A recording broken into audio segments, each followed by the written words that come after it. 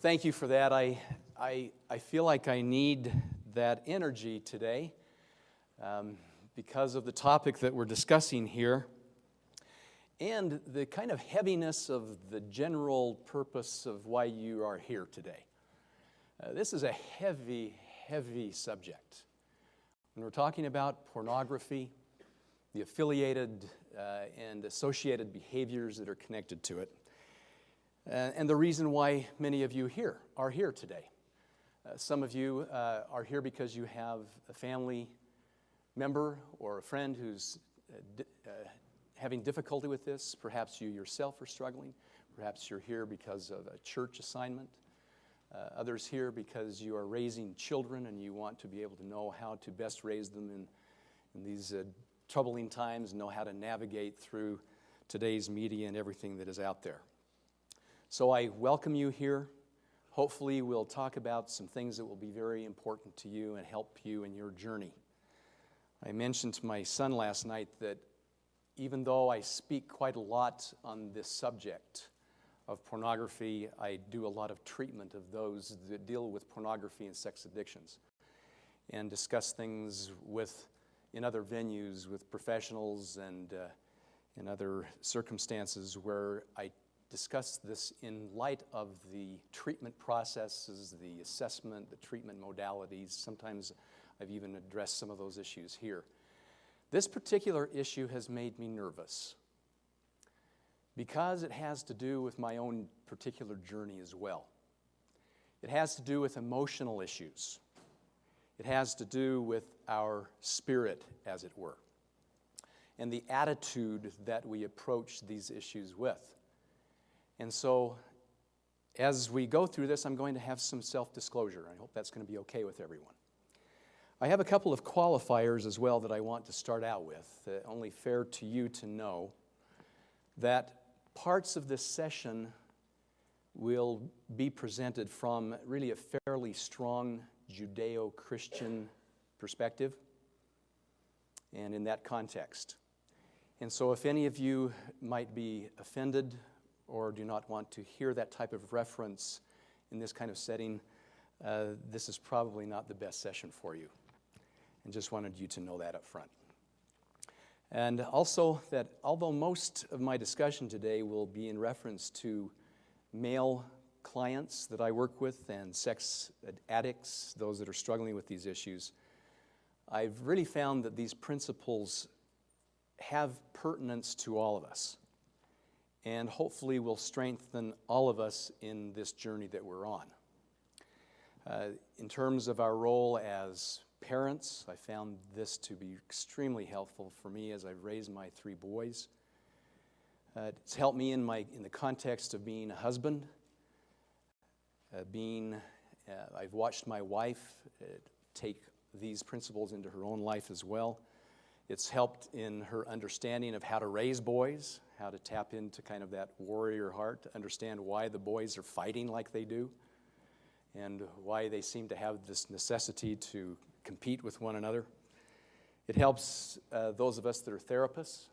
We discuss these principles very often and frequently in our staff and in our office, because this is a very troubling issue that brings in a lot of information that we don't want to hear. I know things I don't want to know about. I hear about things I don't want to hear about. I know about places and activities that I never wanted to be exposed to. And so it necessitates for me, as one who is in the healing part of this, and that for you as parents and church leaders and so forth, we are still in the world that is exposed to all of this material. And so it necessitates our willingness to do what we ask other people to do.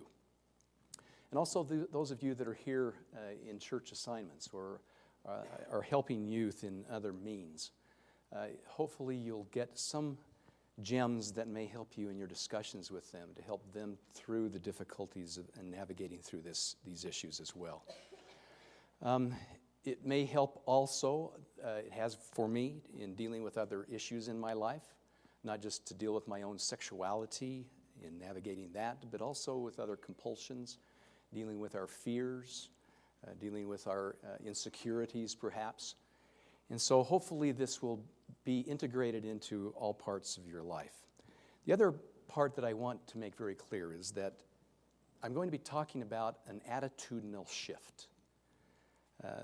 And we'll discuss the kind of dramatic aspect of that for some of us. Because this whole concept of the warrior and the humble warrior is relatively new to some, and it's difficult sometimes to wrap around and then to be able to implement. There are those that may be struggling with certain kinds of chemical issues, perhaps depression, anxiety disorders, obsessive-compulsive disorders, and other related conditions. And I do recognize and state up front that this isn't just about making a change and saying to people, kind of like, I don't know if those of you that remember Bob Newhart, who was a psychiatrist in his sitcom. The lady came into him and she gave him her particular issues, and he just said to her, well, I just have 3 words for you, and then you can leave and pay $5 at the desk. Just stop it. And how many times have we heard that? And maybe even thought that? You have all these consequences in your life. How could you be doing this? You're going to lose your family, your job, many other things. Don't you get it? Just stop it. Well, there's much more to it. This is a complex issue when we try to change the way that we think, the way that we feel.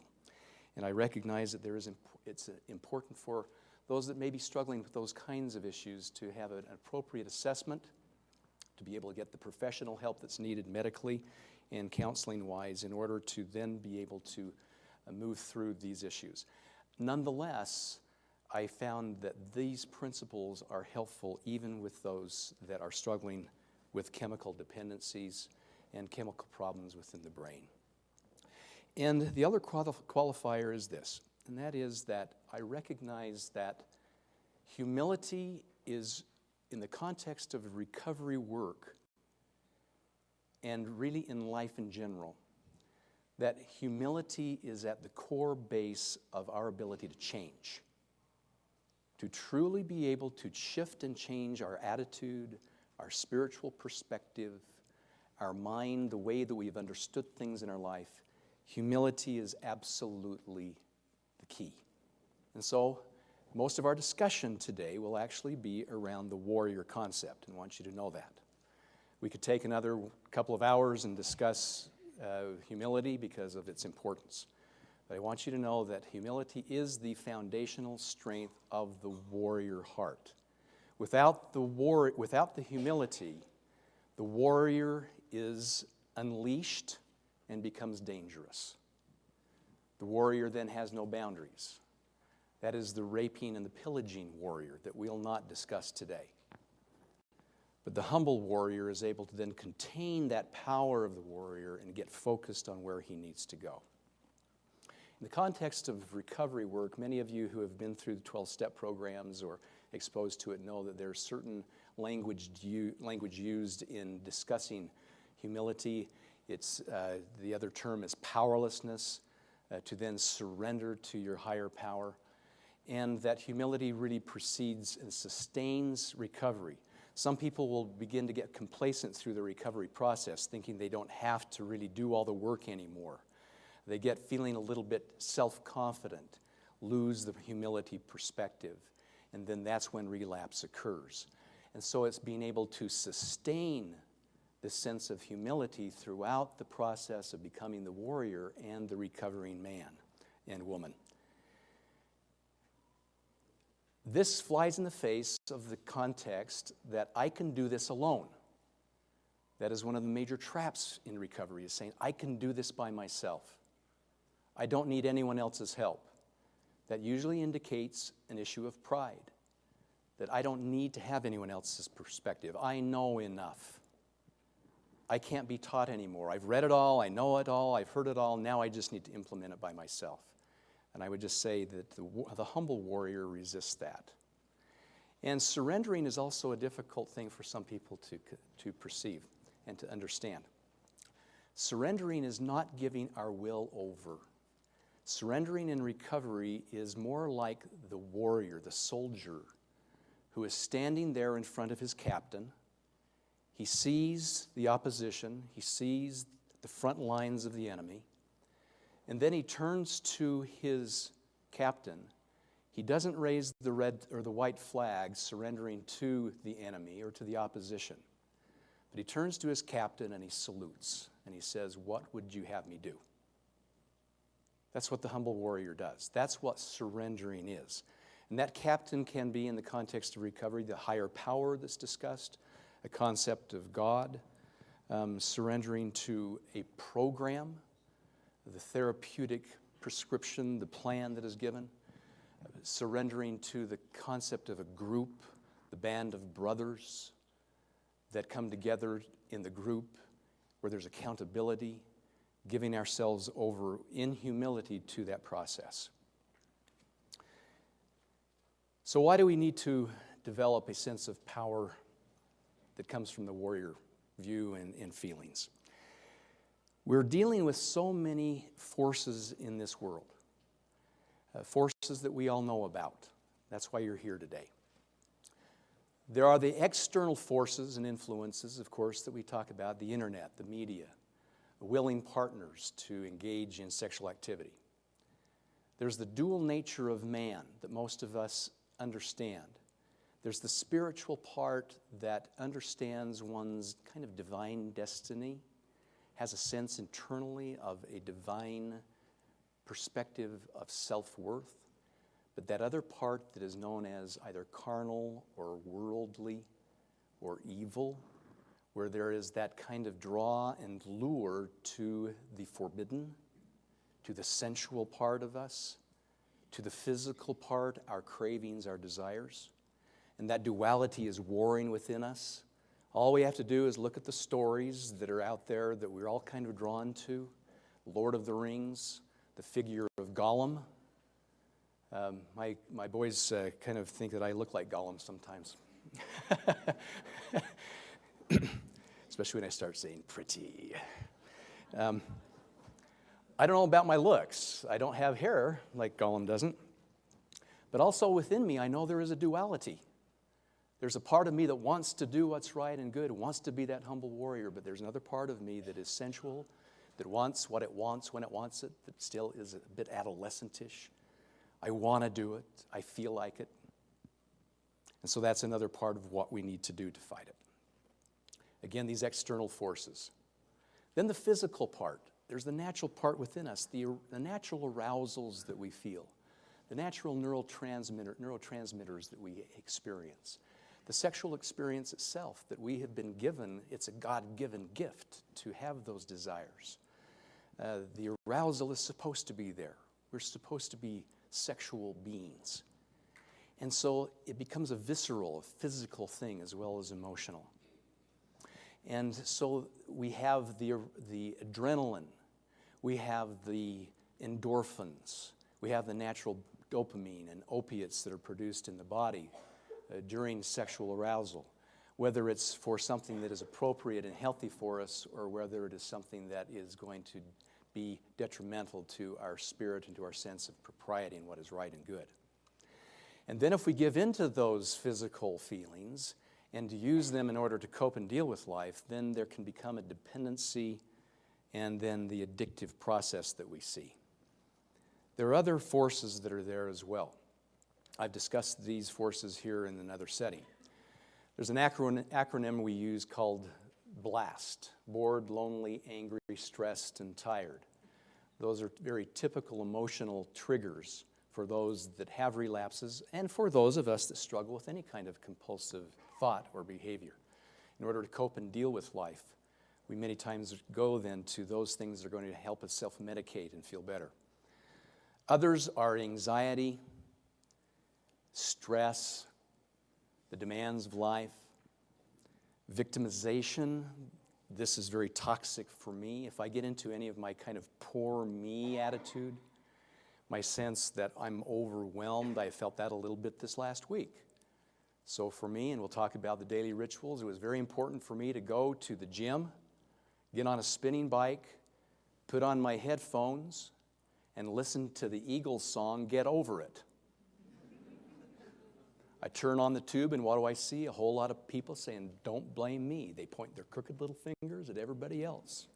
spend all their time crying, feeling sorry for themselves. Victim of this, victim of that. Your mom is too thin and your daddy's too fat. Get over it. I know those verses because I listen to that relatively frequently. Okay, we'll be talking about rituals.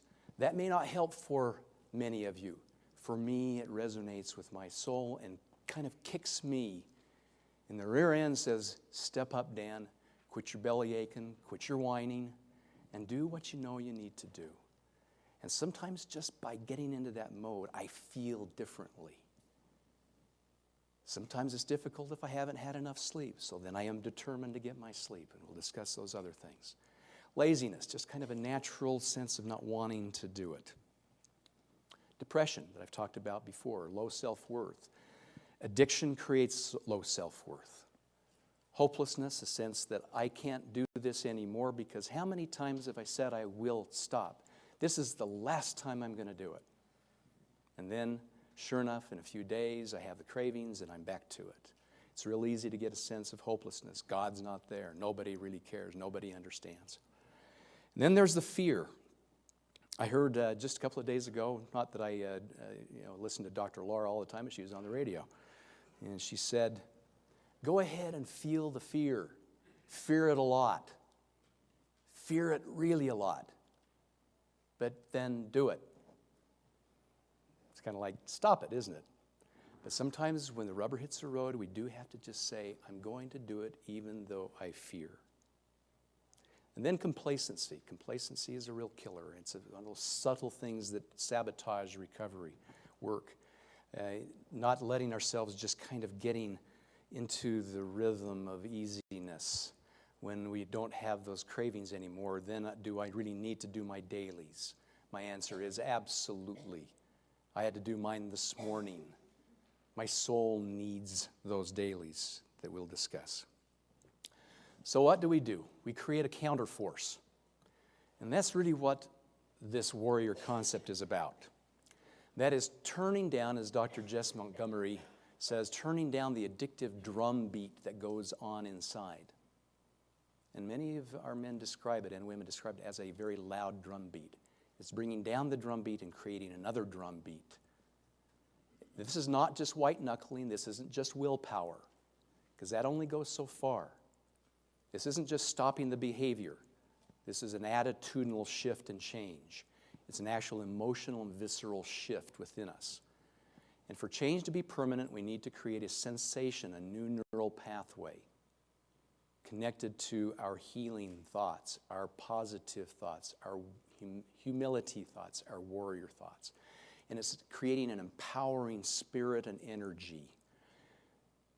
You can't coast uphill. And this is an uphill struggle and push for all of us. If we coast, we're dead. That doesn't mean we have to be fatigued and tired all the way, but we just keep a steady pace, what I call a steady rhythm of recovery. Recovery is not abstinence. Many think, okay, if I just stop the behavior, I'm abstaining, I'm sober for this many months or weeks or years, that I am then healed. Actually, recovery is a lifestyle change. It is a shift within us. So we deal with boredom and stress and anxiety and all those triggers in a different way. We deal with it in a way that then allows us to have a change of heart. And that is what the warrior heart is about, is that change of heart. A mighty change of heart. Have you experienced it? It doesn't say have you had a mighty change of brain.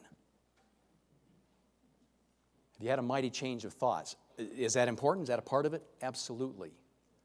But it needs to be then translated and integrated into the heart, into the soul. We need to feel it. We need to move out of the head and not just do the brain work and deal with the triggers and learn how the tools are that we need to use to stay away from the thoughts. Those are important. We use them in our clinic. But unless there's a shift to the heart, it is not sustained. You have in your handouts there a letter that I received from a client of mine, and I'm just going to quote just part of it.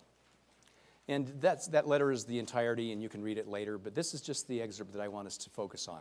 I've had many different aha moments over the past 2 years that have helped me make progress in overcoming my sexual and other addictions, but I do not believe any of these is of more significance than the understanding and incorporation of the warrior concept.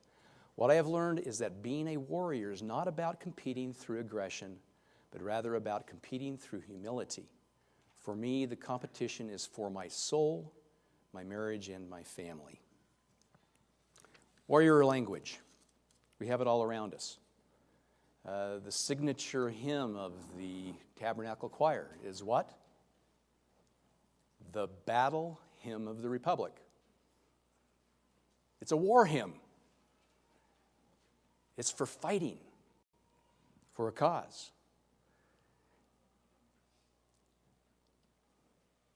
Abstain from fleshly lusts which war against the soul. New Testament. In Revelations, in the New Testament, discusses a war in heaven. Doesn't say that it was a skirmish or a little brawl. It was a war. And who fights wars? Warriors. So if we believe in a concept of a life before this existence, and that we may have been involved in a war, we came to this earth as warriors. But many times we have a difficult time kind of wrapping around that concept again.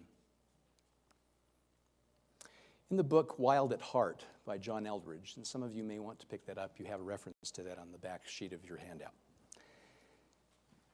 Eldredge talks a lot about the development of the attitude of the wild heart of a man, and how important it is for us to tap into that part of who we are in our relationship with God. And this is one of the statements that he's made. Why does a man long for a battle to fight?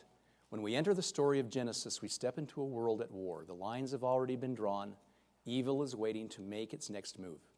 Man is born into a sitcom is not born into a sitcom or soap opera. He is born into a world at war. This is not Home Improvement. It's Saving Private Ryan.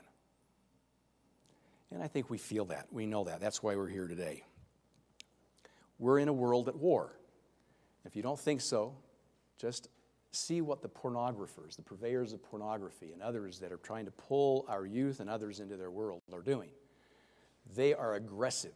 They're not passive. They're not kind of sitting back in a defensive mode. They're in an offensive mode. And what I've found with myself, if I get into a defensive position of trying to defend myself against evil, I become too passive. I have to develop an attitude of going forward. Part of the problem also that I see with those that I work with is that they've forgotten who they are. They've forgotten that they were born into this world at war and what their identity truly is. They were created, we are created in God's image. The attributes then of a divine being then have been given to us. And who is that divine being? We know him described at times as a creator or a father, but he's also described as a warrior. Exodus, the Lord is a man of war. The Lord is his name. I don't think we've been asked to be putting on kind of armor. That metaphor is used in many contexts in Christianity. To put on the armor of God to then go back and sleep in the tent. We've been asked to put on armor in order to do battle. And much of recovery and prevention is for us to reclaim our identity, to reclaim who we are. Because if we know and we remember who we are, then we are less apt to begin to minimize ourselves and give in to our lustful thoughts and desires and become self-indulgent. And secondly, it keeps us from then objectifying other human beings. If I realize who I am, I'm not going to objectify another human being. And so this concept of understanding who we are is really critical in being able to overcome. Another example is King David in the Old Testament. Listen to the language. And this happens to be the chapter where it describes how David gave in to his lustful thoughts and desires, committed adultery with Bathsheba, commenced in the process of his own deception, lies, manipulation, and then murder. And this is the opening statement in those verses. At the time when kings go forth to battle, David sent Joab and his servants with him and all Israel. But David tarried at Jerusalem still. Here is the king ordained to be a warrior king. And he stopped fighting. We don't know why. For some reason, he tarried behind. Did he forget? Did he feel that he paid his dues? Did he get complacent? Did he have a pulled hamstring and didn't want to have to go out there on the front lines again? We don't know. But we do know that he tarried behind. He stopped being that warrior that he needed to be. I have a client who's a very, very bright man. He's a physician, very well respected in his profession. He's been in seeing me for his pornography addiction. He said, Dan, my addiction has made me a stupid man. I am a stupid man because of it. And he stopped fighting. Now he's fighting. And he's gaining back his sense of who he is. Conversely, I had a 17-year-old not too long ago that came in and said, and we had had this discussion for a number of months. And I said, Jim, what's going on? How come you're doing so well? Because he hadn't gone more than 2 or 3 weeks without looking at pornography and masturbating and getting into a cycle. And he just looked at me almost incessantly and said, well, I'm a warrior. It was kind of like, well, Dan, you idiot, you're the one that told me about this. And I'm doing it. He said, I'm a warrior. And it spoke volumes in terms of what he was doing every single day. And one last final example. Jesus Christ is described in Revelations as the Lion of Judah. Not the Lamb, but the Lion of Judah. Lions are fierce, they're ferocious. They defend their young. They fight for a cause and purpose. Sometimes in our desire to become, as we understand, Christ-like, which is nothing wrong with that, with the softer, more gentle attributes, that we forget the temple clearing Christ, the man who stood for what he believed in and wasn't afraid to take on the forces in his world in order to be that man and to continue with his mission. So who do we go to as heroes? Who do we naturally go to? My son, I remember when he was just a little boy, hadn't taught him any of this stuff. His hero was Spider-Man. Now, yeah, he got connected with all that fun of being able to swing around, but there was something about Spider-Man fighting for good that really drew him in. Viola mentioned this here to me today, that a person in her congregation grew up wanting to be a Jedi warrior. And when he found out that he couldn't be, he was very, very, very disappointed. But he still then found a profession and a direction where he then became a warrior. What other warriors do we go to? When you ask a little boy, what does he want to be? Rarely ever does he say, as John Eldridge says in his book, I want to be a nice guy. Anything wrong with a nice guy? No. But if that nice guy is paramount and then squishes that warrior side, he's going to be in trouble in his life. So little boys want to be firemen, they want to be policemen, and then the heroes change as we get older. This is a hero to many of us, Abraham Lincoln, who fought for freedom. When we look at the men, such as Abraham Lincoln, William Wallace in Braveheart, Maximus in Gladiator, Gandhi, Jesus Christ, others, we just go down the list, many of whom were martyrs for their cause. They had a cause to fight for, were willing to die for it. And they fought for freedom. We're talking about here the freedom from the bondage of addiction. We resonate with that which is giving us that kind of power.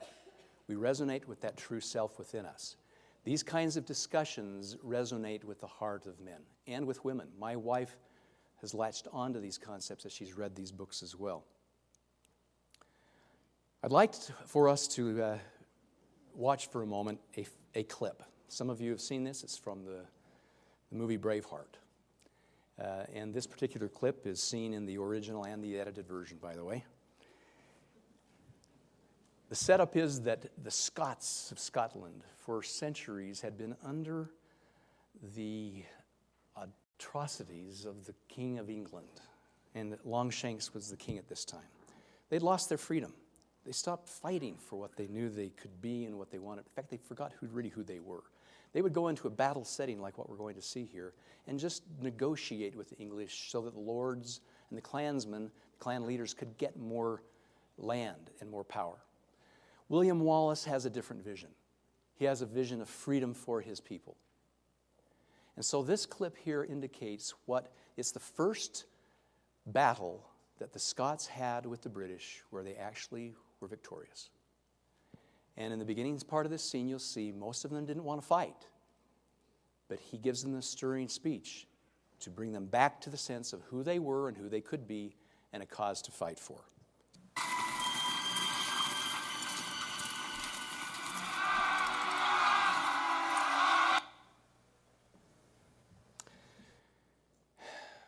Pretty stirring. I'm moved by that whenever I watch it. I have clients who will watch this particular clip regularly, weekly, in order for them to regain that sense of purpose and cause in their own lives. There are exercises that we have some of our men go through and that I've been willing to do myself in relation to this. And this is from John Eldridge's book, Wild at Heart.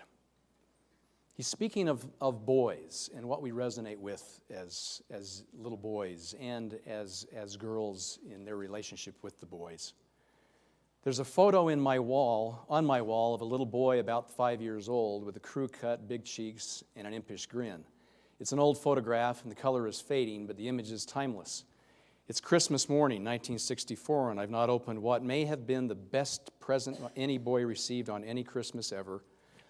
A set of 2 pearled handguns, 6-shooters, complete with black leather holsters, a red cowboy shirt, and 2 wild Mustangs embroidered on either breast, shiny black boots, red bandana, and straw hat. I've donned the outfit and won't take it off for weeks because, you see, this is not a costume at all. It's an identity. Capes and swords, camouflage bandanas, and 6-shooters, these are the uniforms of boyhood. Little boys yearn to know they are powerful, they are dangerous, they are someone to be reckoned with. And he goes on and discusses it more. I decided that I would kind of go back and see what I resonated with myself. Went through some old photographs, and you've already seen what the next one probably is.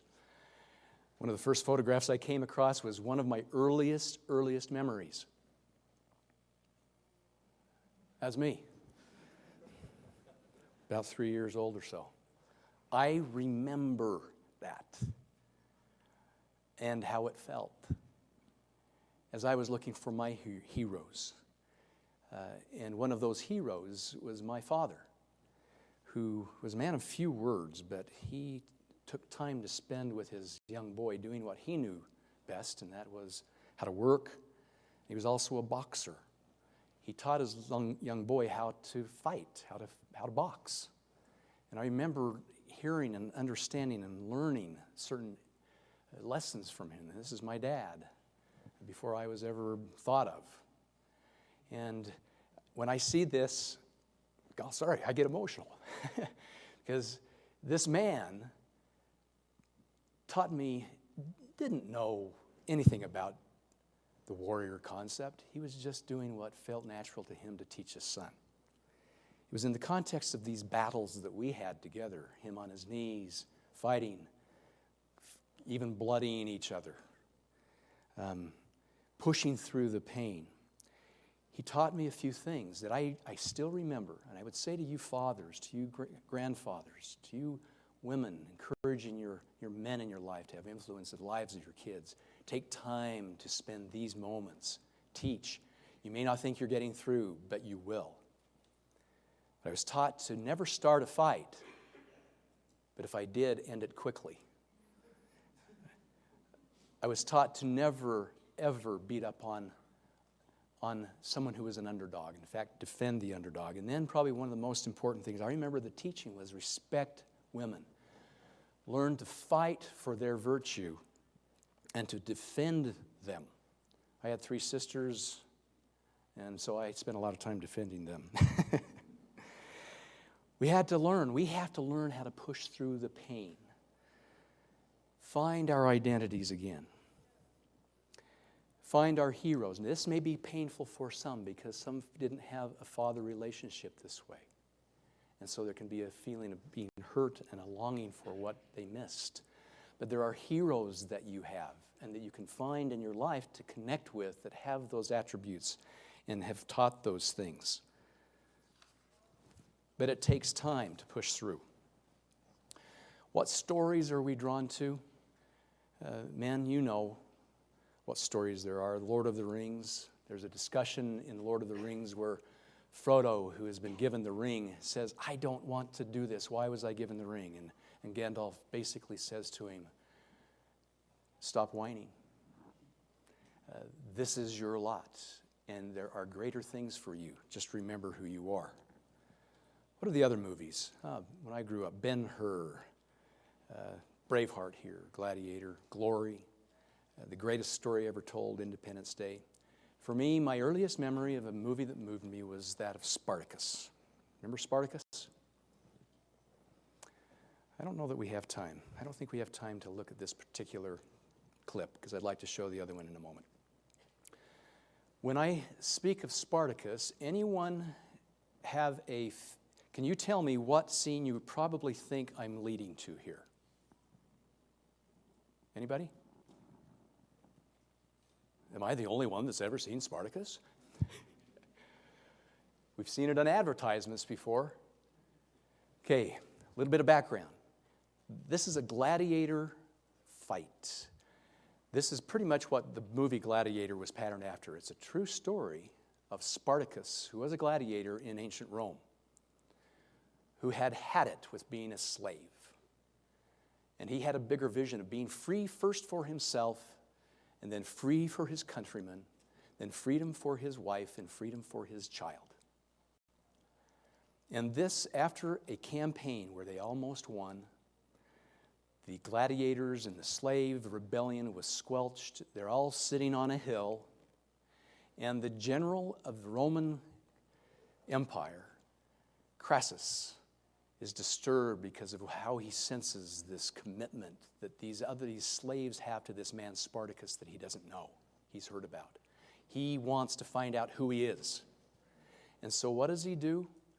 He says to those captured slaves, if you will give us the man Spartacus, you will all be saved from the awful death of crucifixion.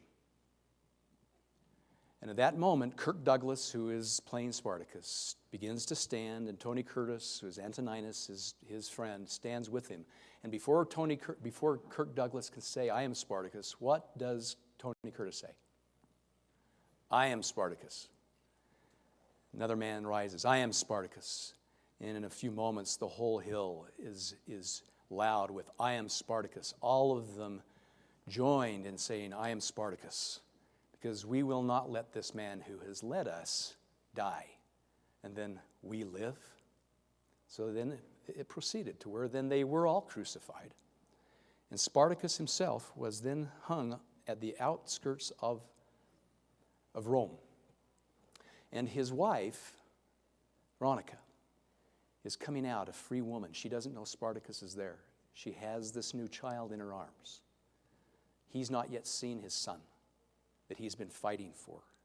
He's dying on the cross. He's almost dead when this particular scene is seen. Again, remember the fight, the cause to fight for, the freedom that we seek. Fighting for the hearts of our wives, fighting for the hearts of our children, creating safety for our family by being men and women of virtue. not giving in to those lusts which will pull us away and become self-indulgent. Defending virtue. So if I can navigate through here, we're going to watch this last scene of Spartacus. And I remember feeling when I was just a little boy the power of this.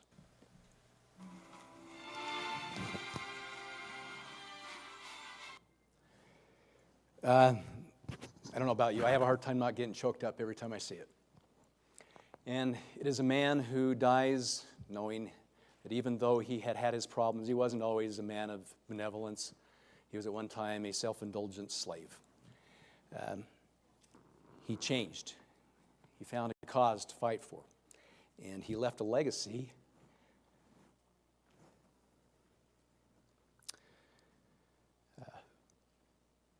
for his sons, that he died for them and their freedom.